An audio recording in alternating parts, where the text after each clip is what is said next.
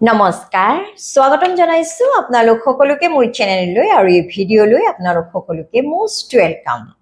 আজি এই ভিডিঅ'ৰ জৰিয়তে কুম্ভ ৰাশিৰ জাতক জাতিকাৰ 2026 বৰ্ষৰ জুন মাহৰ পৰা অক্টোবৰ মাহলৈ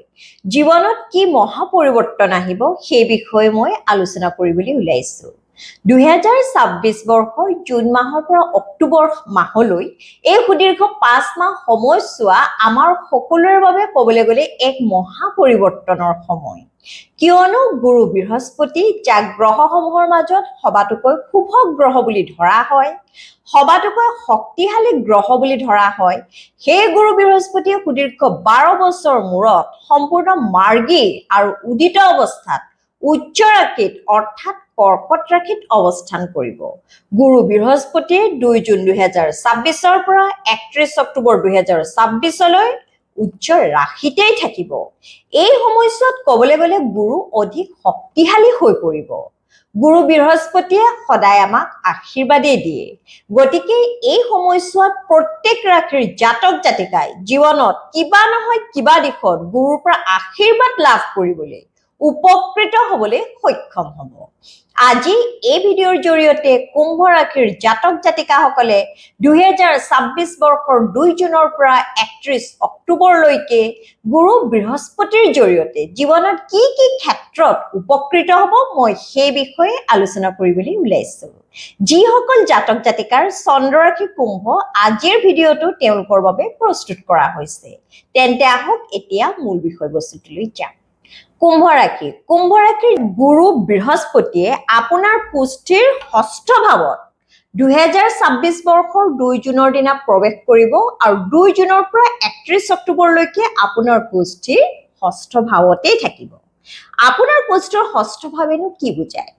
আপোনাৰ কুষ্ঠিৰ ষষ্ঠ ভাৱ হৈছে আপোনাৰ শত্ৰুৰ ভাৱ। গতিকে নিঃসন্দেহে এই সময়ছোৱাত আপোনালোকৰ কিন্তু শত্ৰু বাঢ়িব। কিন্তু কুম্ভ ৰাশিৰ জাতক জাতিকাসকল এটা কথা আপোনালোকে জানেনে? আমাৰ শত্ৰু কেতিয়া বাঢ়ে? আমাৰ চাৰিওফালে চকু চৰহা ব্যক্তিৰ সংখ্যা কেতিয়া বাঢ়ে?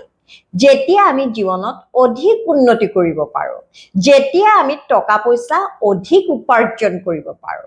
জীৱনত যেতিয়া আমি যথেষ্ট আগবাঢ়ি যাব পাৰোঁ। গতিকে এই সময়ছোৱাত আপোনালোকৰ শত্ৰু বাঢ়িলেও আপোনালোকে নিজৰ শত্ৰুক কিন্তু দমন কৰিবলৈ সক্ষম হ'ব। এই সময়ছোৱাত আপোনালোকৰ শত্ৰুৰ ওপৰত বিজয় হ'ব। লগতে আপোনাৰ কুষ্ঠিৰ ষষ্ঠ ভাৱ হৈছে ৰোগ, ৰিপু আৰু ঋণৰ ভাৱ। গতিকে এই সময়ছোৱাত আপোনালোকে স্বাস্থ্য পাতিৰ ক্ষেত্ৰত যথেষ্ট ভাল ফলাফল পাব। পূৰ্বতে যদি আপোনালোকৰ স্বাস্থ্য পাতি বিশেষ ভাল নাছিল বা কিবা অসুখত আপোনালোকে ভুগি আছিল, এই সময়ছোৱাত আপোনালোকে আৰোগ্য লাভ কৰিবলৈ সক্ষম হ'ব যদিহে তাৰ প্ৰপাৰ ট্ৰিটমেণ্ট আৰম্ভ কৰে। লগতে এই সময়ছোৱাত আপোনালোকে ঋণমুক্ত হ'ব। পূৰ্বতে কোনোবা চ'ৰ্চৰ পৰা বা বেংকৰ পৰা এক হেভি এমাউণ্টৰ টকা পইচা যদি আপোনালোকে লোন লৈছিল, ঋণ লৈছিল, এই সময়ছোৱাত সেই ঋণ আপোনালোকে পৰিশোধ কৰিবলৈ সক্ষম হ'ব।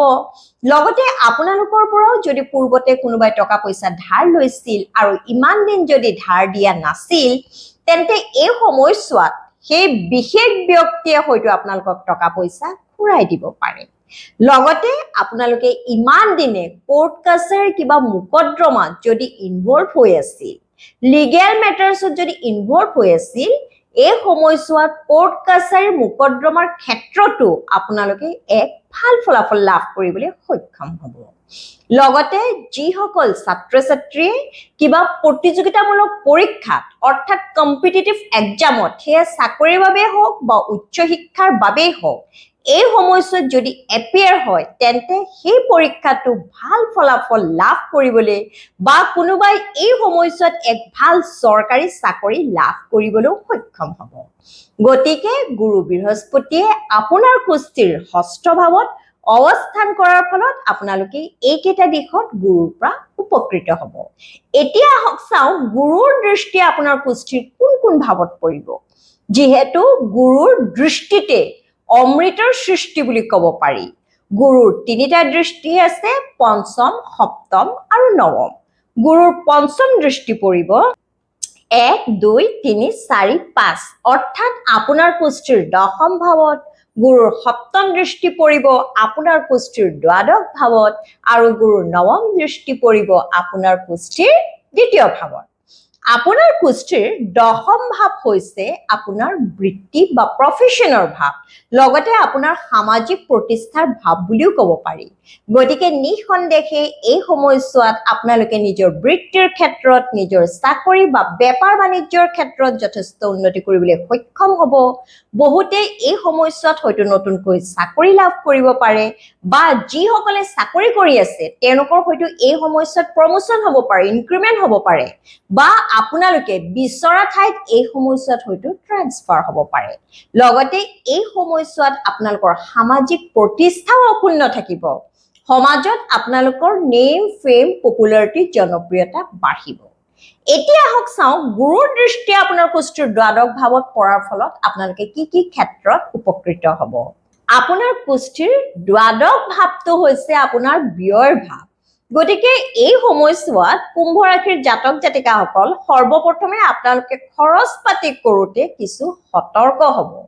এই সময়ছোৱাত আপোনালোকৰ হয়তো কিবা নতুন সম্পত্তি ক্ৰয় কৰোঁতে যথেষ্ট টকা পইচা খৰচ হ'ব পাৰে লগতে আপোনাৰ কুষ্ঠিৰ দ্বাদশ ভাৱটো হৈছে আপোনাৰ আধ্যাত্মিকতাৰ ভাৱ আপোনাৰ স্পিৰিচুৱেলিটিৰ ভাৱ গতিকে নিঃসন্দেহে এই সময়ছোৱাত আপোনালোকৰ ঈশ্বৰৰ ওপৰত বিশ্বাস বাঢ়িব আৰু দূৰণিত থকা তীৰ্থস্থানসমূহ বহুতে হয়তো এই সময়ছোৱাত দৰ্শন কৰিব পাৰে যিহেতু আপোনাৰ কুষ্ঠিৰ দ্বাদশ ভাৱৰ জৰিয়তে আমি বিদেশৰ ভাৱো বুজো ঘৰৰ পৰা বহু দূৰত ভ্ৰমণ কৰা ভাৱ বুলিও কোৱা হয় গতিকে এই সময়ছোৱাত বিভিন্ন কাৰণত হয়তো আপোনাৰ দূৰণিত ভ্ৰমণ হ'ব পাৰে লগতে এই সময়ছোৱাত হয়তো কোনোবাই বিদেশত চাকৰি পাব পাৰে বা বিদেশত সেটেল হ'ব পাৰে বা ঘৰৰ পৰা বহু দূৰত এই সময়ছোৱাত হয়তো আপোনালোকে বেপাৰ বাণিজ্য নতুনকৈ আৰম্ভ কৰিব পাৰে আৰু এই সময়ছোৱাত বহুতে হয়তো এমএনসিত চাকৰি পাব পাৰে এই সময়ছোৱাত যিসকলে ফৰেন প্ৰডাক্টছৰ ওপৰত বেপাৰ বাণিজ্য কৰে বা বিদেশত থাকি যিসকলে বিদেশত সেটেল হোৱাৰ কথা চিন্তা কৰে বা বিদেশত থাকি বিদেশতে তেওঁলোকে নিজৰ বেপাৰ বাণিজ্য বহল কৰাৰ এক্সপান্ড কৰাৰ পৰিকল্পনা কৰে তেওঁলোকে এই ক্ষেত্ৰত যথেষ্ট উপকৃত হ'বলৈ গুৰুৰ পৰা আশীৰ্বাদ লাভ কৰিবলৈ সক্ষম হ'ব লগতে আপোনাৰ কুষ্ঠিৰ দ্বাদশ ভাৱ হৈছে হস্পিটেল বা জেইল ৰিলেটেড সাৰ্ভিসৰ অৰ্থাৎ সেৱাৰ ভাৱ বুলিও কোৱা হয় গতিকে যিসকলে হস্পিটেল বা জেইল ৰিলেটেড কিবা সেৱাৰ লগত বা ব্যৱসায়ৰ লগত ইনভলভ হৈ থাকে তেওঁলোকৰো এই সময়ছোৱাত নিজৰ কেৰিয়াৰ যথেষ্ট গ্ৰোথ আৰু ডেভেলপ হ'ব লগতে গুৰু বৃহস্পতিৰ দৃষ্টি আপোনাৰ কুষ্ঠিৰ দ্বিতীয় ভাৱত পৰিব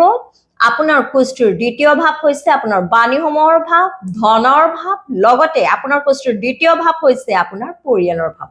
গতিকে এই সময়ছোৱাত যদিও আপোনালোকৰ টকা পইচা খৰচ হ'ব কিন্তু আপোনালোকৰ এই সময়ছোৱাত হাতলৈ টকা পইচা আহিব এই সময়ছোৱাত আপোনালোকে যথেষ্ট টকা পইচা নিজৰ কৰ্মৰ জৰিয়তে উপাৰ্জন কৰিব পাৰিব আপোনালোকে হয়তো মাল্টিটাস্কিং কৰিব পাৰিব অৰ্থাৎ এই সময়ছোৱাত আপোনালোকে একে সময়তে হয়তো দুটা তিনটা কাম টকা পইচা উপাৰ্জনৰ বাবে কৰিব পাৰে কেৱল আপোনালোকে টকা পইচা এই সময়ছোৱাত সঞ্চয় কৰিবলৈ চেষ্টা কৰিব লগতে এই সময়ছোৱাত আপোনালোকৰ ঘৰলৈ আপোনালোকৰ পৰিয়াললৈ হয়তো কিবা সুখৰ বতৰা আহিব পাৰে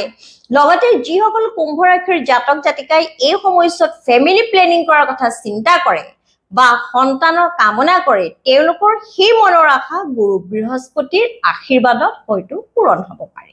লগতে কুম্ভ ৰাশিৰ জাতক জাতিকাসকল আপোনালোকে এটা কথা লক্ষ্য ৰাখিব যেহেতু বৰ্তমান আপোনাৰ শনিদেৱৰ ৬৬ৰ তৃতীয় চৰণ শেষৰ চৰণ চলি আছে গতিকে এই দিনকেইটা আপোনালোকে অধিক সাৱধানেৰে থাকিব টকা পইচা সাৱধানেৰে খৰচ কৰিব লগতে নিজৰ স্বাস্থ্য পাতিৰ ক্ষেত্ৰতো আপোনালোকে সতৰ্ক হ'ব প্ৰতিকাৰ হিচাপে প্ৰতিদিনাখনে আপোনালোকে শনিৰ বৃষ মন্ত্ৰ যেহেতু শনি হৈছে আপোনাৰ ৰাশিৰ অধিপতি গ্ৰহ শনিৰ বৃষ মন্ত্ৰ ওম প্ৰাং প্ৰিং প্ৰং শাহ শনিশ্চৰায় নমঃ এই মন্ত্ৰফাকে 108 বাৰ জপ কৰিব শুই উঠিয়ে আপোনালোকে ওম নমঃ শিৱায় 108 বাৰ কিন্তু জপ কৰিবলৈ নাপাহৰিব দিনটোত আপোনালোকে যদি কিছু সময় আজৰি পায় তেন্তে মহাদেৱক আপোনালোকে ধ্যান কৰিব কিয়নো দেৱাদিদেৱ মহাদেৱৰ ওপৰত আৰু কোনো নাই লগতে পুৱা গধূলি হনুমান চালিসা পাঠ কৰিব আৰু সূৰ্য উদয় হোৱাৰ সময়ত সূৰ্যৰ ফালে চাই তামৰ পাত্ৰৰে জল অৰ্পণ কৰিব তেন্তে কুম্ভ ৰাশিৰ জাতক জাতিকাসকল এয়া হল 2026 বৰ্ষৰ জুন মাহৰ পৰা অক্টোবৰ মাহলৈ 2 জুনৰ পৰা 31 অক্টোবৰলৈকে গুৰু বৃহস্পতিৰ প্ৰভাৱত আপোনালোকে জীৱনত কি কি ক্ষেত্ৰত উপকৃত হ'ব গুৰুৰ পৰা আশীৰ্বাদ লাভ কৰিব তাৰে থুলমূল ধাৰণা জন্ম লগ্নতে অৰ্থাৎ আপোনাৰ কুস্থিতে গুৰু বৃহস্পতিয়ে যদি এক শক্তিশালী স্থান অধিকাৰ কৰি আছিল তেন্তে মই কোৱা